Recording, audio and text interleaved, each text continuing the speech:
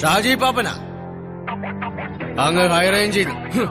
നീ കൊണ്ടുപോയി ഞങ്ങളുടെ കപ്പില്ലയോ, അത് തിരിച്ചു കൊണ്ടുപോകാൻ വേണ്ടി തന്നെ വന്നതാ. ആ അത് ശരിയാ, നീ ഇവിടുന്ന് കൊണ്ടേ പോകും. ഇത് എന്റെ ചേട്ടൻ ചെകുത്താൻ ലാസറിന്റെ സ്ഥലമാണ്. ഷാജി